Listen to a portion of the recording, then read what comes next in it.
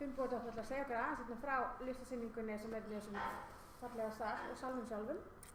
Og síðan ætlar hún Sigurbjörg Jóhannesdóttir að fjalla rannsókn sem hún hefur gert opinn aðgang. Hún gerði svo vel, Málfríður. Takk.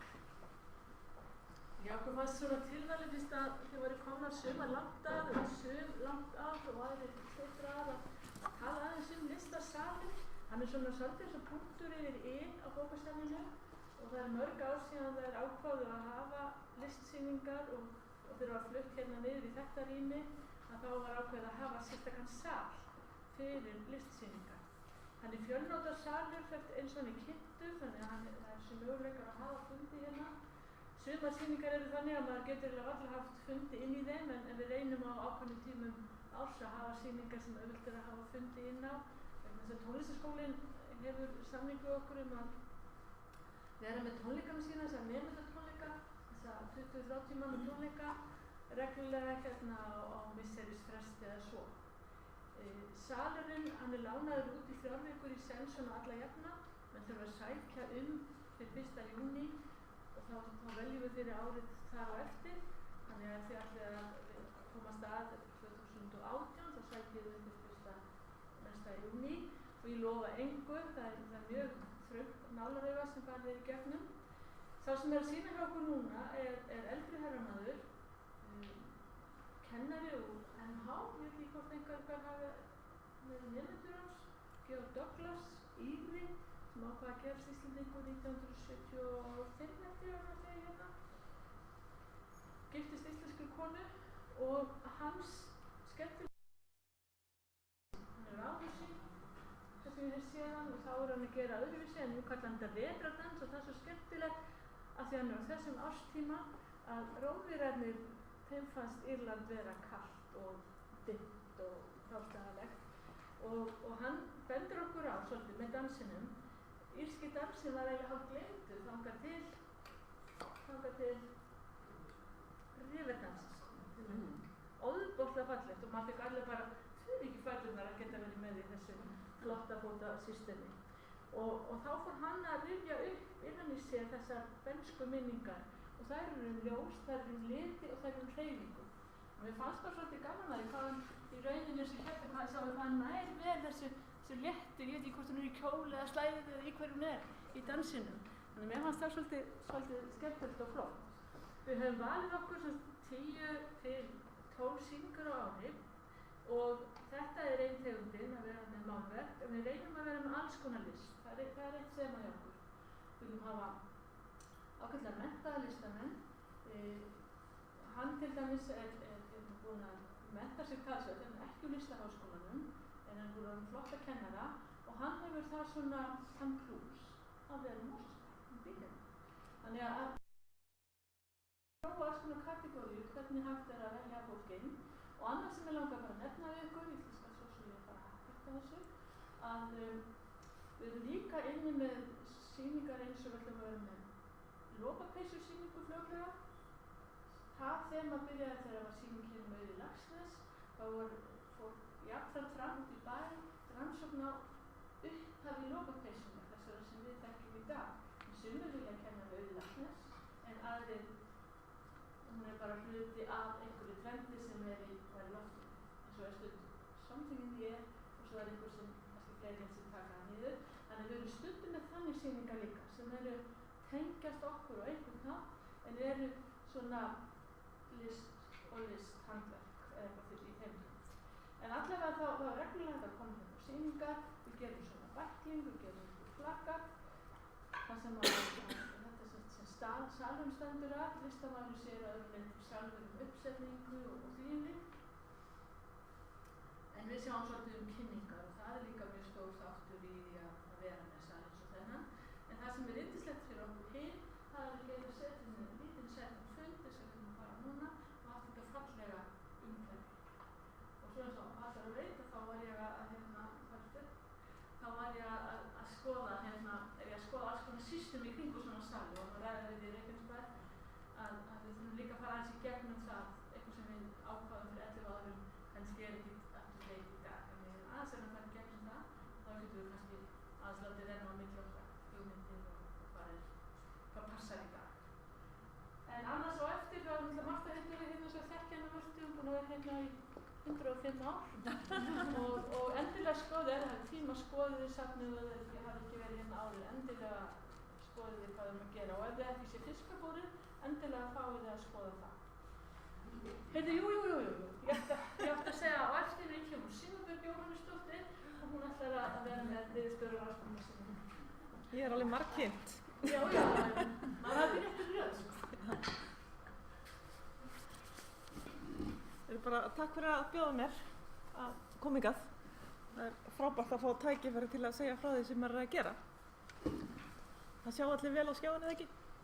Ok, svona aðeins að segja ykkur bara frá mér. Grunnmenntunin mín, hún liggur í myndlist. Þannig að mér fannst ekkert smá flott að koma hingað og ég var búin að heyra þennan sal en ég einhvern veginn hélt þetta væri meira svona bara inn í sjálfur bókasafninu á milli eða eitthvað. Svo bara alveg sér salur og flott sýning og alveg óskaplega skemmtilegt rými. Þannig að ég á eftir að sækja sjálfa halda sýningu hérna og koma vonandi að ég komi sér gegnum nálaraugat. Ég bara mannst ekki eftir mér. Já, en ég sem sagt, og sem sagt eftir myndlistarnámi þá fór ég auðvitað að náði mér í svona öryggi með því að sækja mér menntun eins og kennsluréttindin. Og það var svona, ja, eins og þið þekkið að þá er svolítið erfitt að lifa af sem myndlistarmaður. Þannig að það hefur svona oft fengið að sitja á hakanum inn á milli. En þannig að svo í framhaldi af auðvitað kennsluréttindunum þá auðvitað fór ég að kenna á fullu og kenndi meðal annars var fastaráðandi í Listaháskóla í 9 ár, kendi þar og var fastaráðandi í raunar hönnunadeildinni en kendi einnig eitthvað í myndlistadeildinni og svo endaði ég raunar í að kenna í kennsluréttindanáminu í Listaháskólanum. Var þar sem stundakennari í nokkur ár eftir ég hætti sem fastaráðin. Og svo hef ég líka kennt ég byggði raunar upp, var að kenna í Margmúlaskólanum þegar hann var einkaskóli og fór með honum til Iðnskólinn, Tækniskólinn í dag tók við honum og gerði námskrána fyrir Margmúlaskólann sem er ennþá í gangi í dag og var þar í nokkur ár og svo kenndi ég líka í Margmúlabraut, raunar var í afleysingum upp í Borgarháskóla. Svo starfaði ég nokkur ár hjá Mennta- og menningarmálaráðuneytinu og Háskólanum í Reykjavík í augnablikinu og svo svona þegar ég var að gera meistararitgerðina mína á menntasviði þá var ég byrjuð að vinna ritgerðum opið menntaefni og var byrjuð að undirbúa það. En þá á þeim tíma var ég starfandi í HR og ég fekk að verkefni að því ég vissi svo mikið um opið menntaefni að stýra og gera stefnu fyrir skólan opinn aðgang. Og ég alveg, þó ég var búin að vissi alveg allt sem ég taldi frjálsan opinn hugbúnað, var búin að vera að halda fyrirlestra og kenna eitthvað það, var búin að pæla rosalega mikið í opinni menntun, jafnvel aðeins í opinni menningu og vissi alveg talsvert opið menntaefni, að þá bara þurfti ég að gera svo vel að setjast niður og byrja að lesa. Og ég alveg bara, þetta er einhvern veginn heimur sem að þó að þetta sé kannski grunnurinn og tengist allt, þá kom bara þessi rannsóknar og vísindavinkill algjörlega nýr inn fyrir mér. Því ég treysti mér ekkert í að gera þessa stefnunum að ég fór bara kvöldin, prentaði á greinar og svo las ég okkur einast á kvöldi og leiði vinnan og bara í 2 vikur og gerði ég ekkert annað en lesa minn opinn aðgang. Og á þessum tíma var ég byrjuð á ritgerðinni minni opið menntaefni og ég fann ég get ekki verið að gera það tvennt í einu. Ég bara verð að svissa yfir og fannst raunar svo margt sem þetta opinn aðgang vera svo mikið grunnur raunar fyrir opið menntaefni. Þannig ég sagði kannski bara eðlilegast að byrja bara þarna, kafa þarna, þetta er svona eldra konsept og þetta svolítið grunnur svo fyrir opið menntaefni. Þannig að þess vegna svissa ég ritgerðinni bara yfir af því að ég gat ekki verið einhvern veginn á báðum stöðum í einu. Og þetta fekk bara svakalega áhuga á raunar bara þessu umhverfi hérna á Íslandi og hvernig þetta væri allt Og í dag, í framhaldi, þá langaði mig að kafa meira og gera fleiri rannsóknir. Þannig að núna í dag er ég komin í doktorsnám í upplýsingafræði í Háskóla. Og er núna að setja kursana, því ég ekki með grunn í upplýsingafræði, þannig að ég að taka, slatta kenningarlegum kursum hjá henni Ágústu í upplýsingafræði, kursum sem þið eflaust eru búið með einhvern tímann á ferlinum. Þannig að ég er búin að vera núna bara einbeita mér að kenningum í upplýsingafræðinni. Þannig að mjög áhugavert að kynna þessu. En En þannig að þetta er svona kannski svona bakgrunnurinn minn og hvernig ég svona leiðist út í það að fara að kafa svolítið ofan í opinn aðgang. En ég langaði að segja ykkur, og þið megið spyrja, bara hvernig sem er. Og ég er með alveg slatta efni á glærum, kannski á mikið, þannig að við þurfum kannski svona bara kannski bara sleppu við einhverju, svona eftir áhuga líka hjá ykkur. Þannig að við höfum líka tíma til að spjalla. En þannig að þetta eru 2 rannsóknir sem að við tók þátt í og önnur hérna sem að heitir opinn aðgangur var í Háskólanum í Reykjavík og var rannsókn sem að ég framkvæmdi með Guðrúnu Tryggvadóttur sem var þá á forstöðumaður bókasafns HR og er í dag á Landsbókasafninu, sviðsstjóri þar, og svo Kristjáni Kristjánssoni sem var yfir rannsóknardeildinni, framkvæmdastjóri rannsóknardeildar HR. Og við gerðum þessa rannsókn til að fá fram viðhorf, vísindamannanna í skólanum til opins aðgangs. Og var svona forveri að því hvernig við myndum byggja upp stefnuna. Og í framhaldi af þessari rannsókn, þá gerði ég meistararitgerðina mína og ég raun að fékk lána úr hinni rannsókninni eina spurningu, niðurstöðu einni spurningu og ég eiginlega niðurstöðu 2 spurninga. Ein sem var svona hlutfall og önnur var ég listaði upp svona hindranir sem vísindamennirnir sáu. Og það kom líka í ljós að þessar hindranir voru svolítið svona huglægar og voru raunar ekki réttar. Þessar hindranir sem að ástæðanfrí get ekki opnum aðgangi og þetta stemmi með erlendar rannsóknir. Þetta eru huglægar hindranir sem stafa þekkingarleysi og bara þið viti ekki betur. Þannig að það er raunar, mín hugmyndi var svo að það væri rosalega auðvelt að koma þessum hindrunum frá. Þannig að við þurfum bara með fræðslu, það er bara að spyrja hvernig það er gert. Þannig að ég ætla að kafa núna í dag meira í þessar hindranir og svona gera tillögu að því hvernig við getum losnað við þessar hindranir. Það er svona kannski svolítið það sem ég er að fara að gera núna. Leiðbendunum mínir voru Sólveig Jakobsdóttir og Jón Þór Jónsson. Alveg frábær bæði 2. Þetta var svona markmið og ég blandi þessu svolítið saman. En rannsóknin mín, hún er auðvitað í skemmunni. Hún er hvergi aðgengilega niðurstöðunar úr HR-rannsókninni en ég þarf að setja það bara út á netið og setja bara tengil til ykkar. Þessi skýrslaði til, En markmið rannsóknina, það var bara að skoða hvernig staðan væri hérna á Íslandi og hver viðhorf þessara vísindamanna voru og hvort þeir væru að birta efnið sitt í opnum aðgangi og skoða þessar hindranir sem ég nefndist það. Þegar ég er að tala um opinn aðgang og þá er svona spurningu skilgreiningu hvað opinn aðgangur er. Að við getum verið að tala um opinn aðgang í tímaritum sem er auðvitað bein útgáfa í tímaritum og þá er oft talað um gullnu leiðina. Eða við erum að tala að birta opið eða ókeypis í varðveitssöfnum. Eru þið svona meðvituð munin á þessu og hvað opinn aðgangur er? Nei. Þannig að svona svolítið þegar við erum að tala um gullnu eða grænleiðina þá erum við svolítið að tala um leiðina, miðilinn sem er notaður til að koma svo framfæri. Peter Suber sem hefur gefið út bók opinn aðgang og gert mikið af rannsóknum og skrifað mikið og á mikið þátt í því útbreiðslu opins aðgangs núna. Hann segir þessi spurningum ökutæki sem að hvert ökutæki tekur þig og annars slíkt sem þetta er. Þannig að þetta eru bara mismunandi leiðir. En svo hvað er á bakvið opinn aðgang. Það notað 2 hugtök, það notað gratis opinn aðgang, open access og libre open access. Og málið það ef við myndum þýða libre open access þá væri það frjáls opinn aðgangur. Og það hefur verið þýtt þannig af óformlegu félagsskapum opinn aðgang á Íslandi.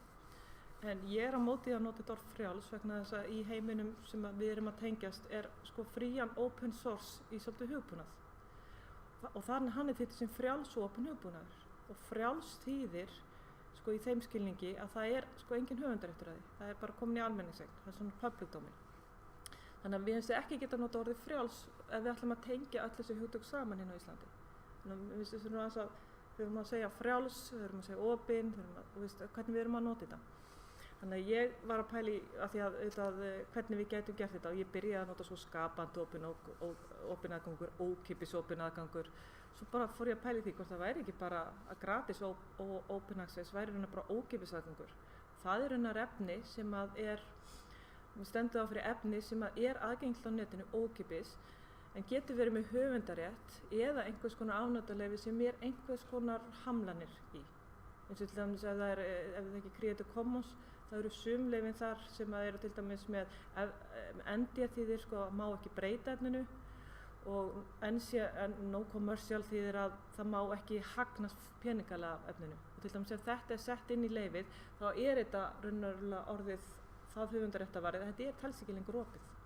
Þannig að þá myndi ég flokka sem ókeypis aðgang. Og það rosalega margir sem að segja efni sé opnum aðgangi en kannski með höfundarétti og það það raunverulega ekki opið. Og þá Libre Open Access, mætti þetta sem skapandi open aðgangur, það langt, af því að Libre stendur fyrir það að þá opið afnotaleyfi á því sem leyfir það að manneskja má taka það og aðlaga það og breyta því, þannig að þetta leyfir ákveðna sköpun. En ég var á því við ættum bara að kalla þetta ókeypis aðgang og opinn aðgang. Það segir svo mikið og svo erum við frjálsan aðgang fyrir efni sem í almenning, ef við hugsum þetta höfundaréttarlega. En þetta bara svona tillögur. En ég rakst á grein núna sem virkilega góð í tímariti hugvísindasviðs eftir Eirík Rögnvaldsson, íslenskufræðingur meru. Og ég sá það að hann að nota þessi hugtök, sem sagt ókeypis og opinn og svona alveg eins og ég vil þessu notuð. Og ég var að pæla, ég ætlaði að hafa samband við hann og sjá hvað hann hefði fengið eða hvað hann var að pæla. Þannig að hann virtist allan að notaði íslenskuna á þennan hátt. Ég var mjög ánægð að sjá það Svona fyrsta manneskjan fyrir utan mig sem ég sé að nota hugtökin á annan hátt. Og orðaði hlutina líka rosalega vel, hann alveg snillingur í íslenskunni. En ég mæli með því að lesa á grein, mjög góð. Þannig að í tímariti hugvísindasviðs HÍ var gefin upp bara núna, ég held að það var 2015. En þannig að við erum svolítið að tala þegar við erum að tala þá þetta ókeypis eða opinn, gratis eða Libre, þá erum við að tala svolítið rétt notandans. Þannig að þegar við talum svona að ítrykka gullna leiðin, gullna eða græna, það hvaða miðill notaður, hvaða leiði farin, en ókeypis eða opinn, gratis eða Libre eða sjálfsögutök, það hvaða rétt notandinn hefur til að vinna og halda fram efni. Þannig að það svolítið munurinn, þegar maður að byrja í svona, flækir maður stundum hlutunum saman. Þannig að gott að hugsa þetta bara svona. Og það sem opinn aðgangur gerir, hann fjarlægir bæði verðhindranir og leyfishindranir. Hann tekur ekki í burtu höfundaréttinn, en hann með færri takmarkanir. Og ég tók svona mjög bara hratt og gróflega svona tímalínuna í sambandi við opinn aðgang. Að þróunin verður frá 1665 þegar fyrstu vísindatímaritin hófu útgáfu og svo ég vitna hans í Peter Super þá sagði hann að það hefði verið svo gott að heppilega slys hefði orðið að vísindamenn fengu ekki greitt í peningum fyrir greinar sínar. Þannig að þetta væri miklu auðveldara að setja efni í opinn aðgang í dag út af því að strax í byrjun þá var það bara spurning heiður og kom efninu sína framfæri og vísindamenn voru yfirleitt á launum hjá stofnunum eða einhverju slíkum, fengu þaðan launin sín. Þannig að hann vil meina að þetta hafi verið mjög heppilegt slys. Svona skemmtilega orða hjá hann. Ég mæli hérna með bókina, hún heitir bara Open Access og hún aðgengileg í PDF á netinu og hún auðvilja kaupa hana. Ég byrjaði að lesa hana sem PDF og ég keypti mér hana svo. Og þetta yndislega svona lítil, falleg bók sem bara yndislegt að lesa. Þannig að ég mæli með þeim myndi fá okkur hana allan þá að lesa PDF-skjalið. En bókin mjög falleg, mjög gott að halda hann í hendi. Og það einmitt það, hann til dæmis gaf út sína bók, svona að því við erum að ræða opinn aðgang, fólk alltaf hrætti að tapa pening eða þetta svona oft svona hræðsla. Og að hann byrjaði að gefa bókina í pappírsformi og hafði ég held að vera eins á spyrtingatöf í opnum aðgangi. Var með hana strax í upphafi bara merkt hana og hún yrði í opnum aðgangi. En hún var ekki sett sem PDF á neti fyrir eftir 1 ár. Og ég byrjaði þar að lesa hana og svo að því að þetta góð bók að þá fer ég að kaupa hana. Þannig að fyrir mér þetta svona auglýsingur í bækurnar að komast fyrst í bækurnar svona á netinu og ef mér líka hafa bókina þá fyrir að kaupa hana því að við erum bara allavega ennþá þannig að það svo gott að hafa bókina Þannig að það kannski á eftir að breytast. En allavega þannig að þetta svona bara þróunin mjög hratt hvað gerist og það ekki fyrr en hann 1991 sem þetta svona fyrir að byrja, þá fara vísindamenn að krefjast þess, komið tillögu að kerfi til að hýsa rafrænar útgáfur og þetta byrjaði líffræðivísindagreina og það var stofnuð Varðilsöfn og svo PLOS sem mjög stórt og einna stærsta svona útgáfu Varðilsöfni í dag að byrjaði starfsmann 2001, þannig að við getum sagt 2000 og þetta svona cirka byrja. Þetta svo nýtt.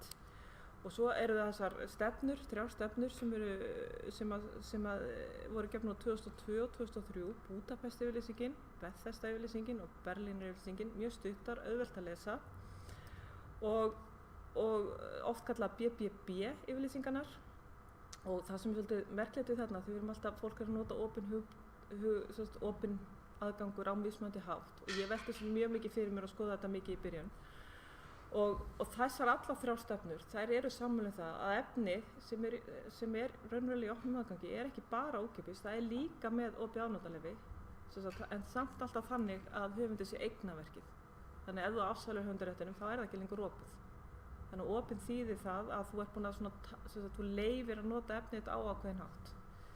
Leyfir dreifing á því, leyfir aðlaga það og annað slíkt. Þannig að og það finnst mér svona að vera svona svolítið kjarninn og ég svolítið unnið með og leyfði mér þess vegna að segja að opinn aðgangur væri opinn aðgangur og þetta gratis væri ókeypis aðgangur. Því að raunverulega fellur það ekki undir eins og þessar yfirlýsingar hvað opinn aðgangur Ef það einhvers konar höfunda svona, já.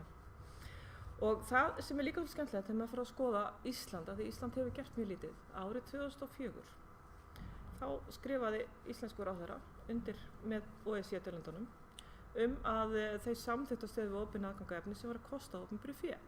Og það hefur orðið voðalega lítið efndir og lítið og bara nánast ekkert, eða mjög lítið verið gert í þessu. Það var stofnuð nefnd þarna, raunar einhverjum mánuðum seinna í framhaldinu og hún tók sér alveg afskaplega mörg ár í að undirbúa raunar lagafrumvarp. En svona þróunin fram að því, sú nefnd byrjaði raunar að starfa þarna kannski 2005 en kom aðeins seinna að því, að því það seinna í tímalínni að það Hýslan, sem Sólveig Þorsteinsdóttir, sem allir hérna vita hver það ekki. Hún auðvitað búin að vera svo manneskja sem búin að vinna alveg grettistak í þessu og hefur bara verið að gera alveg frábæra hluti og byrjar hérna með Hýsluna. Hún raunir held að hafi byrjað 2005 en 2006 á opnar hana formlega og búin að vera og skráðu svo allt efni inn í hana sem gefið út á heilbrigðissviði alveg til 2000 sem ekki smá flott. Og við vitum, og þetta væri gaman að skoða mismun á greinum á birtingur í opnum aðgangi því að ég hugsa að út af Hýslunni að þá sé heilbrigðisvísindasvið með lang mesta útgáfu og bara alla útgáfu í opnum aðgangi út af þessu starfið þarna á Landspítalanum, bókasafni Landspítalans. En þannig að allt sem fjólublátt sjáið, að það Ísland. Það svarta ég gleymdi að segja, það alþjóðlegt. Og það þarna vísinda- og tækniráð, það skrifar undir Berlín-yfirlýsinguna 2010, þannig að þarna að koma svona stjórnvöld farþega að koma inn í þetta. Þannig að þarna líða 6 ár frá undirskrift OECD þangað til að stjórnvöld fara að gera eitthvað.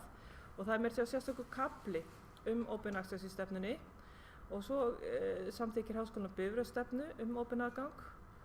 Og mér sýnist í dag að sú stefna raunar ekki lengur til, það ein setningin í stefnu skólans. Þannig að það eitthvað sem væri gaman að skoða hvað út af hverju þeir ekki lengur með sérstaka stefnu opinn aðgang. Og 2012 þá skráði Landsbókasafnið undir Berlínar-yfirlýsinguna og þarna það sem að 8 árum seinna eftir að Ísland skrifar undir með OECD-löndunum sem að kemur tillaga breyting á lögum opinberan stuðning við vísindarannsóknir þar sem að rannsóknir styrktar í opnum aðgangi. Og síðan í framhaldi af því þá kemur Rannes með stefnu opinn aðgang en þetta allt stefnur sem eru raunar gratis, ókeypis aðgangur raunverulega, ekki opinn aðgang. Og síðan það að vísinda- og tækniráð, þeir leggja áherslu á stefnu sinna að þróa heildstætt upplýsingakerfi og það svona KRIS-kerfi sem raunverulega verið að vinna það núna en raunverulega ekkert talað opinn aðgang í þeirri stefnu. Og svo svolítið mikið búið að gera sinna 2014-2016. 2014 þá samtíðu tveir, bæði Háskóli Íslands og Háskólinn Reykjavík stefnur opinn aðgang. Og stefnan hjá Háskóla Íslands raunverulega ókeypis aðgang, en Háskólinn Reykjavík raunverulega eina stofnunin á landinu sem með stefnu opinn aðgang. Og líka gögn og opið menntaefni. Þannig að það kemur allt í stefninu, fram í stefninu þar. Þannig að það eru svo stefna sem mest í samræmi við það sem að gerast í Evrópu. Meðan að hinar eru svona svolítið pínlítið gamaldags. Svona eins og fyrst stefnana voru í heiminum 2001-2005. Svona allan mitt álit. Og Ísland fekk viðurkenningu sem Open Air Varðsöfn sem ekkert smástór viðurkenning og gerir hana leitabærari og bara hún kemst svona fær ákveðin stimpil sem minnst alveg frábært.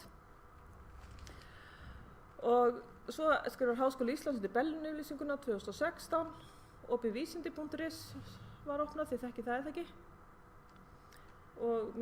Og mér skilst að það sé allan akademísku bókasöfnin hafi fengið. Það er svo nýja opnað, ég ekki svona að Nei, opinvísindi samstarfsverkefni háskólana þar sem að efni frá vísindamönnum háskólana á að birta þar í opnum aðgangi. Og það svona í þróun. Það ég hugsa svona eigi eftir að þróast mjög mikið, það svona bara ekki komið langt. Og mér skilst að akademísku bókasöfnin hafi verið beðin það að byrja að skrá efni, aðstoða sína vísindamenn við að skrá inn efni þar. Þannig að það svolítið gaman að sjá hvernig það mun þróast og bara frábært að það skuli svona eitthvað vera að gerast í þessum málum líka, það svo jákvætt. Og svo Landsbókasafnið búin að samþykkja stefnu opinn aðgang og opin vísindi, gerði það núna í nóvember síðastliðinn. Þannig að þetta svona eitt skref í einu, þetta allt á réttri leið.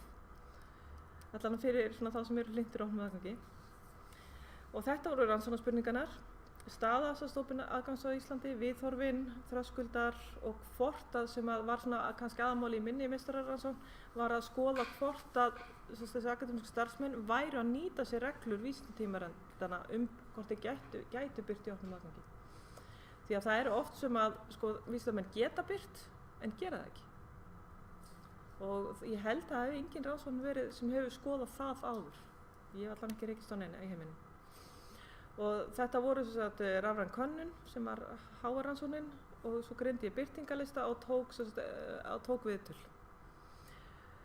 Þannig að ég talaði við nokkra sérfræðinga í Open Access sem nú kannski ekki mjög margir á Íslandi en kannski náði ekki alveg öllum en kannski 80%.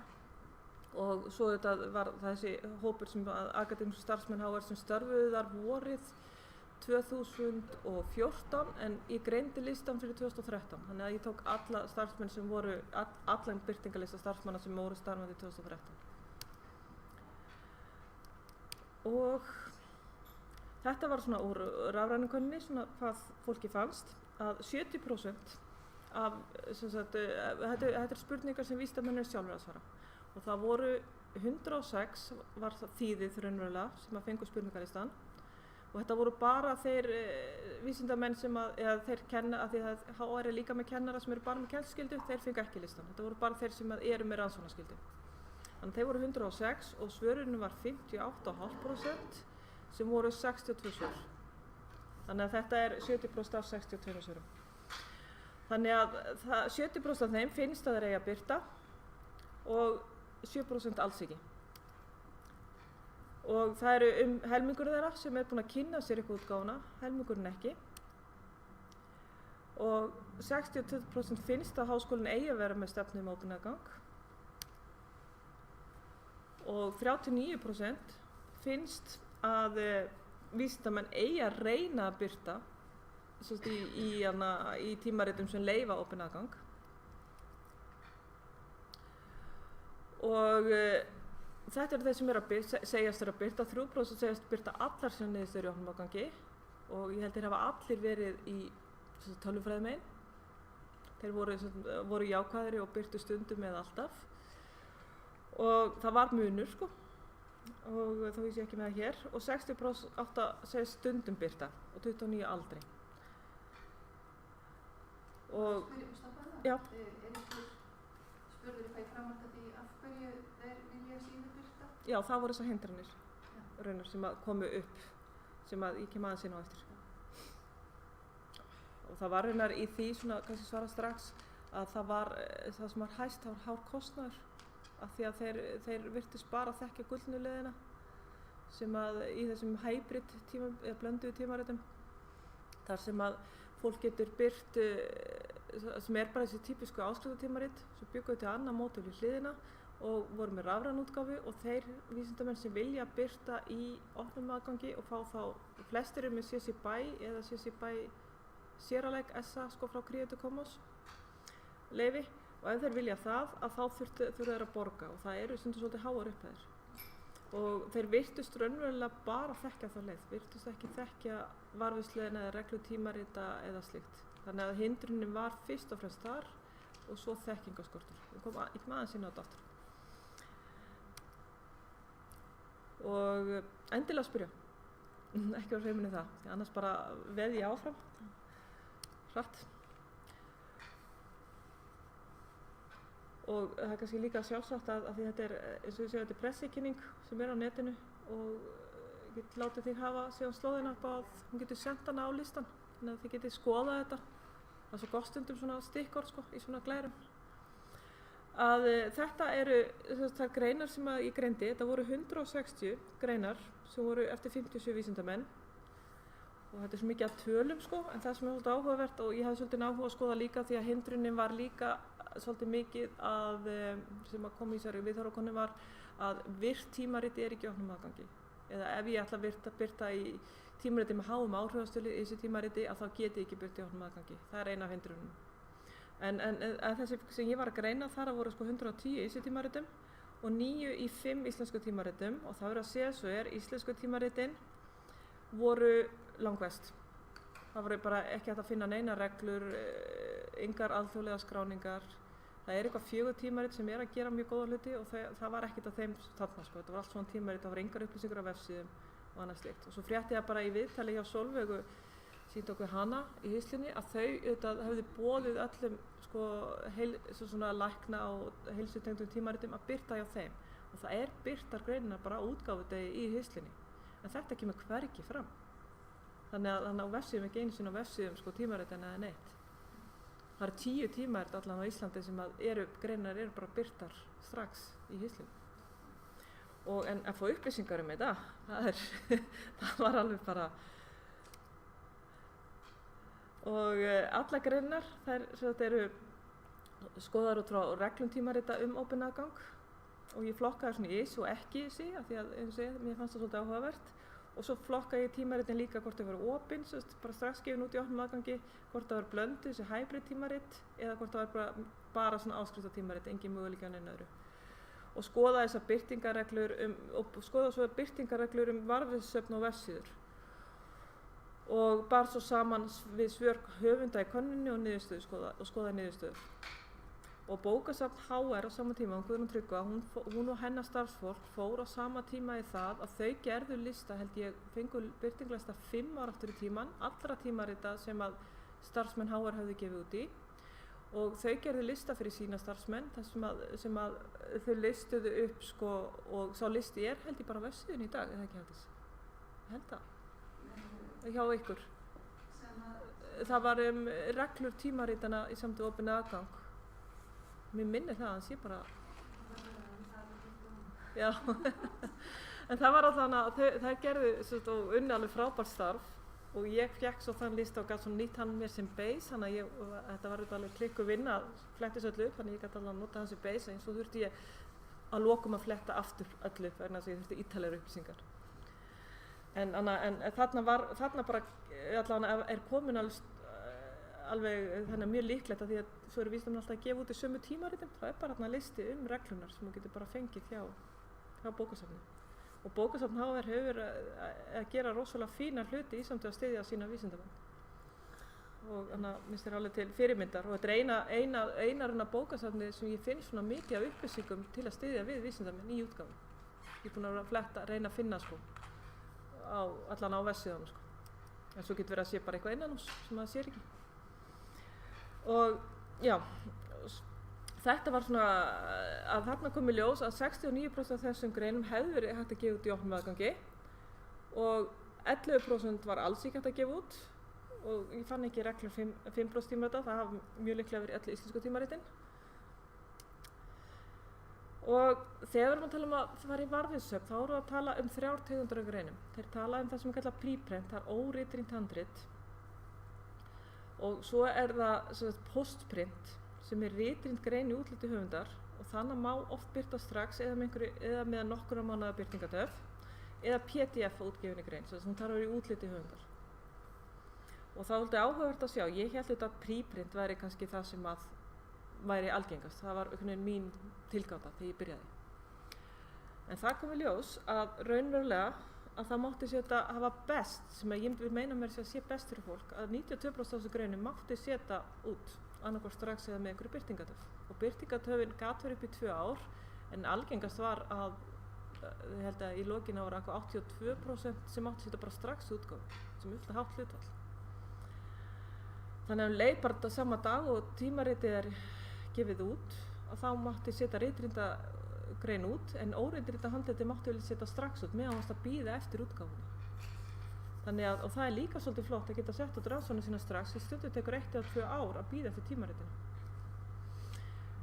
Og þetta sé 87% sá hana og það mátti 92% líka, það eiginlega fór saman, það er inni í þessu 92%. Þannig að þú gast síðan sett ritrýnda útgáfu út. En það þýðir það þarf að vera hægt að merkja greinina svolítið vel. Og það er auðvitað spurning hvort að varðvísisöfn sem er að taka við, hvernig þau merkja greinar. Og þetta er kannski ekki alveg hefðbundin útgáfa, en mér fannst það svolítið að nota bara mengi, bara típiska gamla mengi sem við lærðum í barnaskóla.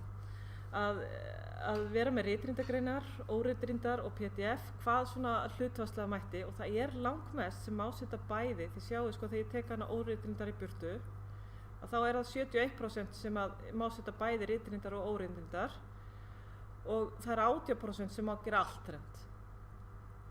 Þannig að sumir vísindamönnum finnst þegar ég sá þetta bara hvað þýðir þetta?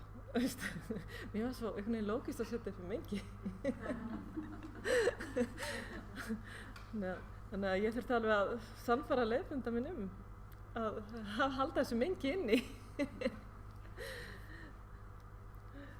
Og þetta er bara hvað útgáfustum þetta í ISI-tímaritum og við sjáum það að af 110 greinum mátti setja 98% af þeim í varðvísisöfn, sem er bara næstu í allt. Það er einhvern veginn engin ástæða til að ekki birta. Og hérna tók birtingamöguleikar, þetta er auðvitað bara tölur, en það hefði hérna mátt gefa út alveg frá upphafi, í tímariti.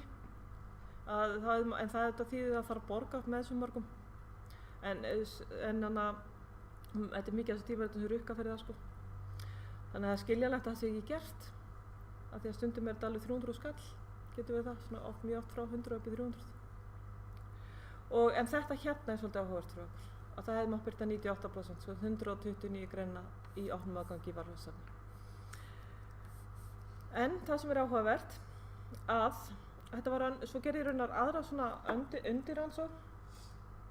Ég hef ekki alltaf mikið tími viðbútt.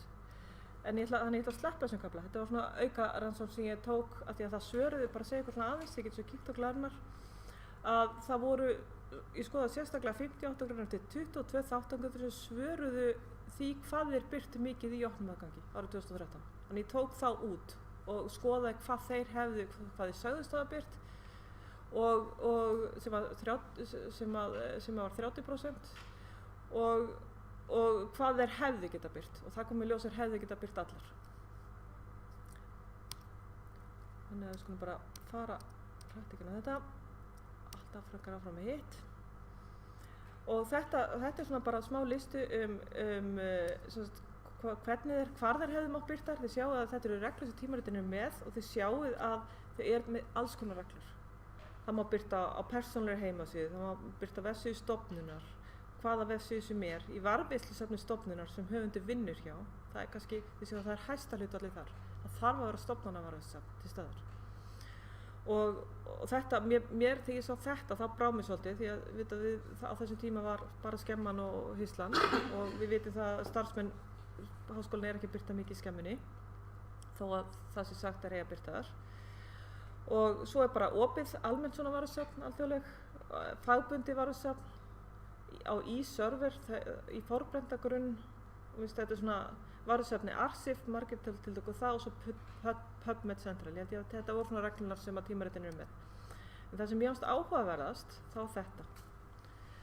Að við vorum með starfsmenn HR undir, að af þessum þá 98% sem mátti birta, þá hefði ekki verið hægt að birta 45% nema að HR væri að reka alþjóðlega viðurkennt varasöfn. Og skemman eiginlega fullnægði ekki þessum skilyrðum á þessum tíma. Því að það ekki svona alþjóðlega viðurkennt og það ekki fullnægjum sem skilyrðum og starfsmenn svo sem vilja heldur ekki birta þar. Það hefur sýnt sig. Og þrátt fyrir að stefna HR hefur ekki 2014, þá hefur ekkert bæst við frá starfsmönnum HR allavega í skemmunni. Það hefur held ég ekki komið inn. Komið það í ljósum? Nei, það það sem ég ætlaði að skoða núna. Það framhaldsrannsóknin. En núna þetta opin vísindi komin, þannig að ég ætlaði þannig að fókusum fer líklega þangað sko. En ég mun spyrja þig, já. En þannig að þetta svona samantæktin að staðan, hún virðist ekki vera alveg nægilega góð. Okkur vantar að nýta reglunar. Vísindamennir eru jákvæðir, en þekking lítil og mestu byggð af misskilningi og röngum orðrómi og það í samræmi við rannsóknir sem hafa verið gerðar erlendis og þetta eru sömu þröskuldanir sem eru til staðar. Við erum ekkert með aðra þröskulda, nema við erum kannski með minna aðgengi að varðsöfnum höfum haft. Og þarna sjáðu helstu þröskuldana, við vorum aðeins byrja að tala það og þetta þeirri röð. Við létum ekki haka við, fólk skrifa þetta. Þannig að þetta var ekki, og það það sem ég ætlaði að gera núna, ég ætlaði að láta fólk haka við. Því að þarna í þessari rannsókn fengum við þessi svör og það væri mjög áhugavert að vita hvað fólki finnst, hvað vísindamönnum finnst þetta. En þetta þeirri röð sem að þeir skrifuðu flestir. Það skrifu ofsalega margir kostnaður við að birta í Open Access. Ekki nefn þekking á opnum aðgangi. Það voru rosalega margir sem sögðu það líka, bara ég veit ekki nóg þetta. Varðveisluleiðin lítið þekkt og vantar hvata hjá umbunarkerfi, vantar stofnanavarðveislu, ég að bæta þessu við, vantar stefnur og stuðning. Þannig að þetta svona þröskuldanir sem að ég tók saman. Og þá það spjall. Þannig að bara hvernig ég nú svolítið spennt að vita svona hvernig upplýsingafræðingar sjá fyrir sér hvernig þeir geta bæði eitthvað álit og svo hvernig bæði bókasöfnin og upplýsingafræðin almennt geta komið að þessu og hvert hlutverk og við vitum kannski hvert hlutverk akademiska bókasöfnir, hvert hlutverk sérfræði bókasöfnir og jafnvel hvert hlutverk almennar bókasöfnir. Eiga almenn bókasöfn til dæmis að skipta sér eitthvað af þessu eða hafa ykkur áhrif. Hvað finnst ykkur? Svona ég meina að því að þetta líka við almenning að gera. Já. Já, ég ætla bara að koma til að taka fyrir mjög góðið fyrir ég ætla að lesa það eitthvað. Ég Sara, ég sem tók við að Guðmundsvíkar í HR. Já. Og einmitt í þessum vinnuhópi háskólabókasafna opin vísindi. Já. Og það fulltrúar frá öllum háskólabókasafnum að vinna að því að þróa raunverulega móttöku og skráningu og birtingu á þessum rannsóknum. Og þetta bara eins og þú sýndir það með rannsóknum, þetta alltaf allt frá frumstigi. Og við sjáum það bara hjá HR að þrátt fyrir að umræðan opin aðgang sjálfinn nokkur ára gömul, að það var kannski fyrst núna að fara að reyna á svona í praxís hvernig þetta gerist. Frábært. Og þetta alltaf mikil vinna og vinna sem að Sólveig Þorsteins hefur lagt til með hýslunni náttúrulega bara ómetanlegt starf. Mjög áhugavert til dæmis að í síðustu skýrslu menntamálaráðuneytisins þar sem að tekið saman man ekki hvað þessi skýrsla heitir, en það tekið saman, það svona yfirlit rannsóknir í opnum aðgangi, ef maður rétt, á Norðurlöndunum og í kaflanum Ísland, þá Ísland ekki talin með. Já, ég sá það. Þannig að við gerðum formlega athugasemd við þetta stjórnendur háskólabókasafna og fengum bara eitthvað ónýtt svar tilbaka. Og væri bara mjög áhugavert að reyna að ýta því máli áfram því að mér finnst það eiginlega bara með ólíkindum. Mér fannst þessi kafli Ísland bara auðsíða sá sem vann hennan kafla bara veit ekkert Já, það var mjög áhugavert sko. Já, það var alveg stingandi sko. Já, ég menn það er ekki hægt að láta þetta einhvern veginn standa svona. En mér langaði líka bara svona að koma eftir að það er mikil vinna framöndan í okkar vísindum inn á Háskólabókasafninu. Þetta mun aðeins svona breyta örugglega svona okkar verkefna umhverfi og þessi síðustu punktar þarna, ekki næg þekking, sko, það verður bara mikið að gera í að taka saman fræðslu, bæði að mennta okkur sjálf inn á söfnunum og svo að geta veitt fræðsluna út af við. Og þannig að það Þú ert einmitt á listanum hjá mér yfir það sem ég ætla að taka viðtöl við núna. Já, einmitt. Þetta er bara bókinn. Það er gaman að mjög áhugavert. Gaman að fá að hitta þig. Ég finnst það bara áhugavert einmitt hvernig þetta hefur svona áhrif í samfélaginu, sko. Og að fengja að upplýsingum og rannsóknarmiðstöðvum og þetta er svona gæðamál líka, sko, fyrir samfélagið. Það var aðgang að skilja bara samhengi rannsókna og bara þetta public líf, sko. Það er svolítið áhugavert að kannski líka fyrir okkur að ef við skoðum svona önnur lönd, Bandaríkin til dæmis, almenningur þar bara var með undirskriftalista að krefjast þessar rannsóknir og efni bara sem væri borgað fyrir opinberu fé, það væri ekki út í opnum aðgangi og það er til dæmið í öðrum löndum. En eins og almenningur í Íslandi er oft svona duglegur að kommenta og það er aldrei neitt orðum. Þannig að það er ekki meðvitund bara þetta á Íslandi, sko. Og það er kannski svolítið okkar að fræða bara almenning líka. Það skrifa blaðagreinar fleiri og annað slíkt. Það er mjög langt síðan að ég sé bara svona venjulega blaðagreinar. Ían og Sólveig voru, á Bifröstan Ían, hann var svolítið duglegur á tímabili. Þannig að Ían Madsson og svo þetta Áslaug líka, Landsbókasafninu. Mikið, ekki kannski almenna blaðagreinar, en svona, og í kringum þetta áhugamanna og 2010 þegar ráðstefnan síðast, var ekki það, hvernig var síðasta málstofa? Já, sem var í Bíóparadís, það var... Nei, hún var í HR síðasta, ég held að síðasta ráðstefnan var í HR. Já. Það var ekki bara, komið svo langt síðan?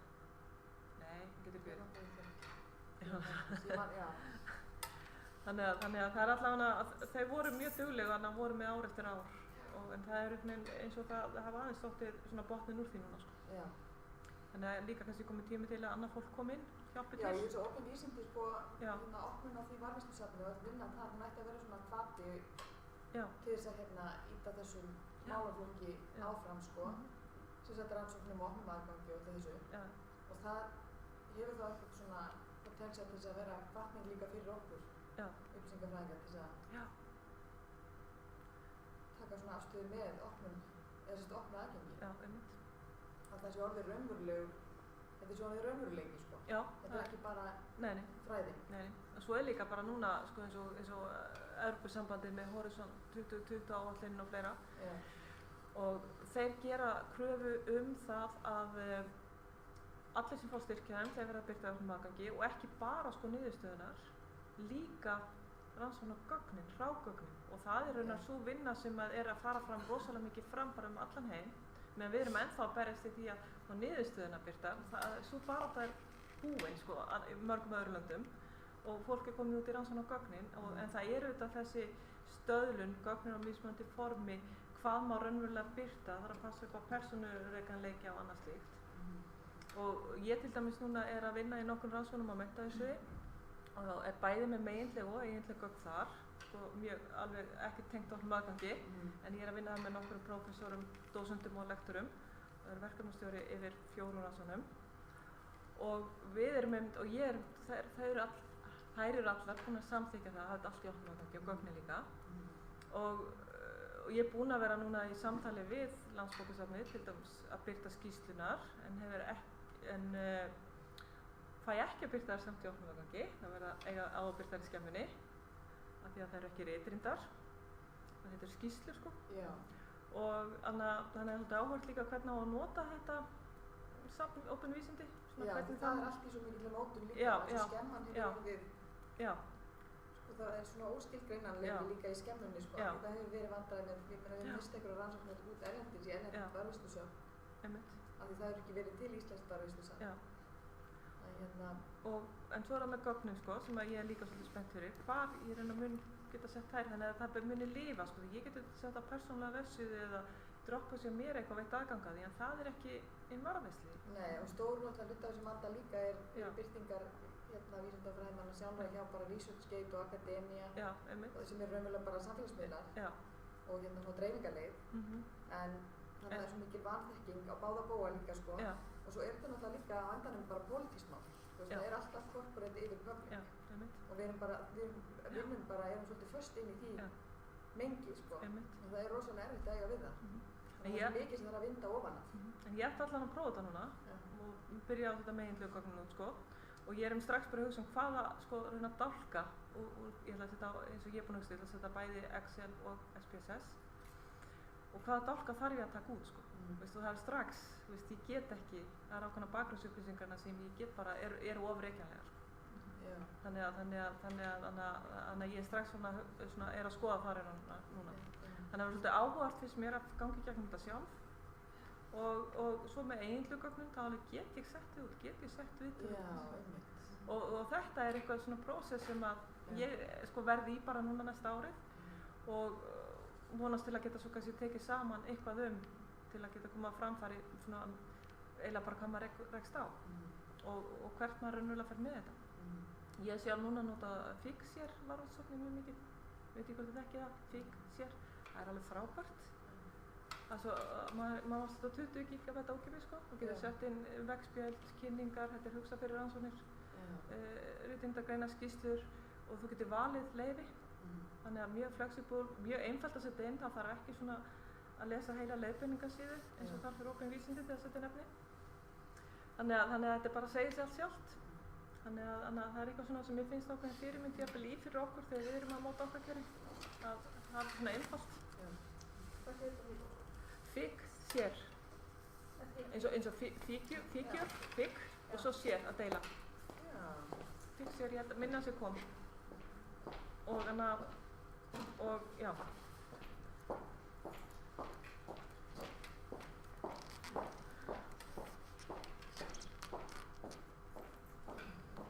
Þannig að já, figshare.com. Þannig að einhverjar svona meiri pælingar.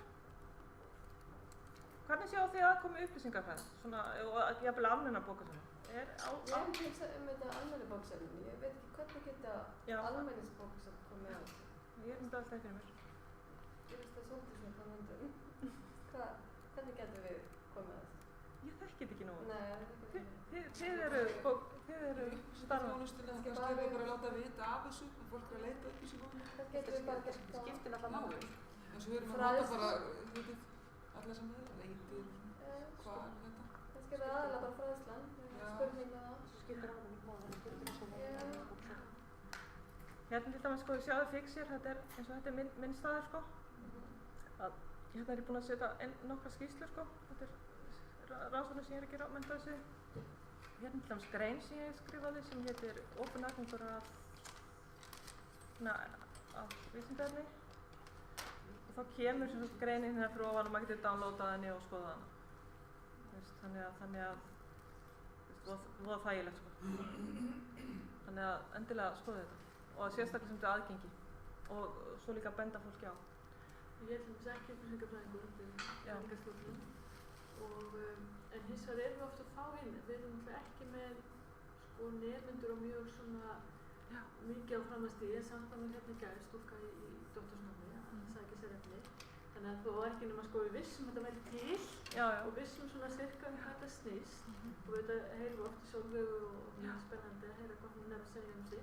Þannig að við þurfum kannski á annan svona Það getur verið mjög áhugavert bara fyrir okkur til þetta að vera fræðslu út af mig. Við fáum alveg nemendur þó að séu hvort sem það eru á grunnskólastigi, framhaldsskólastigi og stundum nemind á háskólastigi. Þá gætum við leitt við áfram. Það getur verið áhugavert punktur.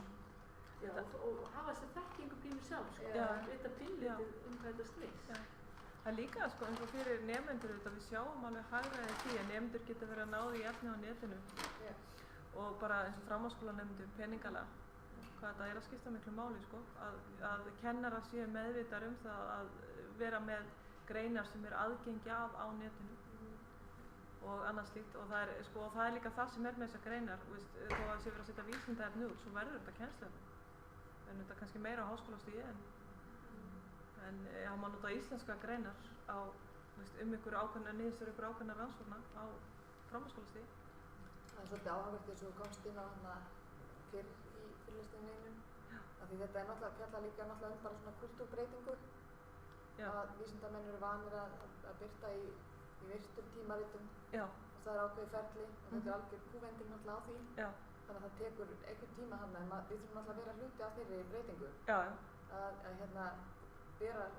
vera þetta samtal þessa breytingu sko.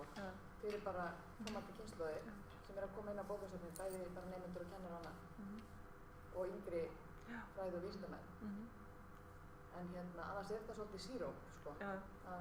En svo er eins og með opin vísindi, það er líka spurning hvernig heimurinn er að breytast því að það er auðvitað að gerast meira og meira að vísindamenn geta birt sko bara í einhverju varðvísafni og greinin er óritrýnd þegar hún fer þar inn og svo er það bara samfélagið, aðri vísindamenn sem að taka greinar og ritrýndar.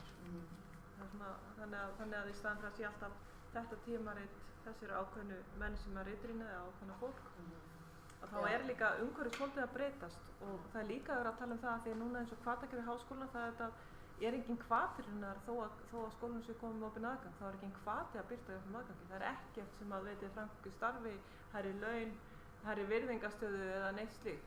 Þetta var náttúrulega klálega eins og þegar KRIS-kerfið kemur, þá verður KRIS yfir opin vísindi, þannig leka það niður. En það þarf náttúrulega bara að koma þess inn í matskerfi háskólana, það þarf að vera tengt framgang. En þannig að það skiptir rosalega máli sko matið á tímaritinu og þú ert að fá stig með við tímaritið en það getur að þín grein í tímaritinu fái enga tilvísun meðan að önnur grein sem er í opnum aðgangi fær miklu fleiri tilvísanir en hún er samt kannski ekki metin eins vegna þess að hún er ekki eins flott í tímaritið. En hún er kannski hefur samt að meiri áhrif. Það er ansvarslega. Nú er svona formlega dagskrárfundur lokið en endilega vilja spjalla okkur svona tíma. Ekki hika við það. Svo langar mig líka að benda ykkur á að brelta safnið. Mér finnst þetta eitt flottastar almenningsbókasafni hérna á Hauksbókasafninu, með þeim flottari. Ég á allan eftir að koma inn á þetta er æði. En bara endilega. Það er kaffi og kleinur og ég vil bara þakka þér kærlega fyrir Sigurbjörg, en endilega. Takk fyrir að bjóða mér. Já, nætti að spjalla. Ég er með svona misjón að fræða fólk þetta og fá, af því að það er, ef við leggjum fleiri og fleiri kynast hugmyndafræðinni, hún er svo einhvern veginn svo fallið þessu hugmyndafræði, einhvern veginn þessi dreifing og af því fleiri sem eru hlindirinn og þetta er svona eins og snjóbolti. Þannig að því fleiri sem skrifa eitthvað, fleiri sem fara að skoða eitthvað og ég vil bara fá sem flesta með. Af því að svo eigum við alveg endalaust söfn eftir, ekki bara opinn aðgang. Það er alls konar svona pínulitlar rannsóknir sem við erum að gera, eins og til dæmis hvernig geta almenningsbókasöfn, það er bara skemmtilega rannsókn fyrir af því að það eru til rannsóknir erlendar akademísk eða sérfræði bókasöfn en það er ekki til neitt almenningsbókasöfn sem tengir þessu. Það bara verið mjög áhugaverð rannsókn að skoða og kryfja það svolítið, jafnvel ykkur rýnihópur og svo jafnvel að gera ykkur rannsóknir meðal fólks og áhuga og ég sé alveg fyrir mér alveg fullt af tengingum. Mér finnst einmitt